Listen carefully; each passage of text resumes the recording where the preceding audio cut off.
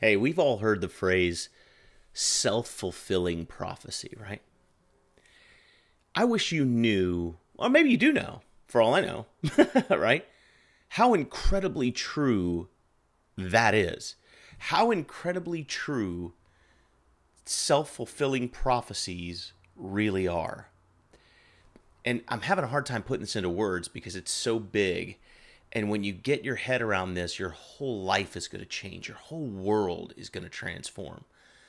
A self-fulfilling prophecy is not just a one-time thing. It's not just a one-time occurrence. It's not just a, I knew that police officer was going to give me a ticket and I got one. Your whole life, everything about your life is a self-fulfilling prophecy. Everything. Everything in your world, you have either thought or spoken into existence.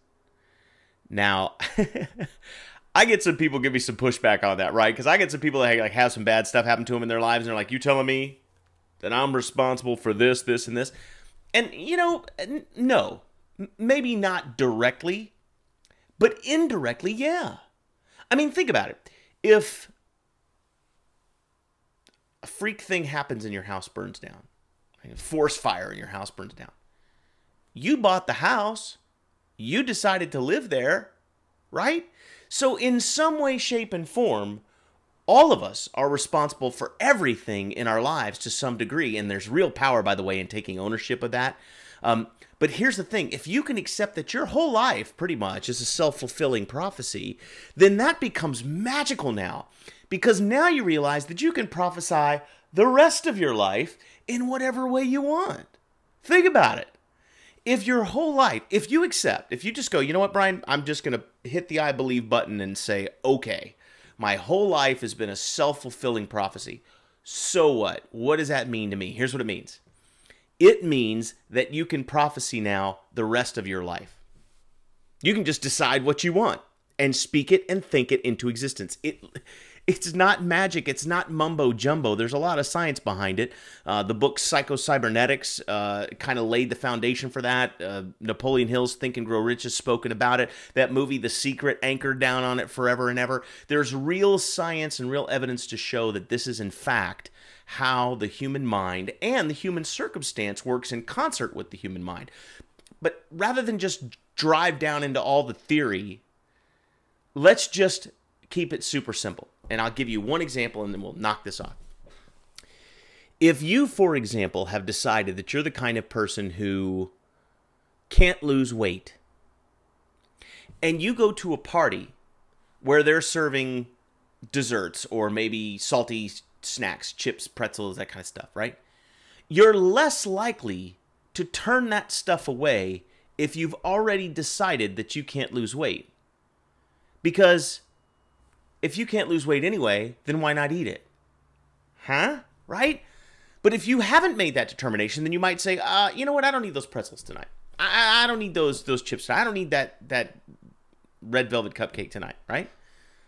But you're less likely to turn that way if your situation feels hopeless. In other words, if you feel you're powerless to control your weight or to control the destiny you have for your health and wellness, right?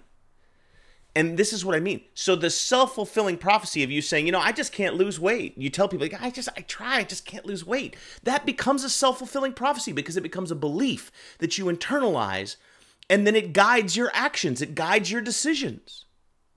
Do you see that? So if you can accept that, then here's what you can do. You can start the prophecy differently. So even if you're overweight, and you've been overweight for a very long time, you can begin saying, yeah, I can lose weight if I want.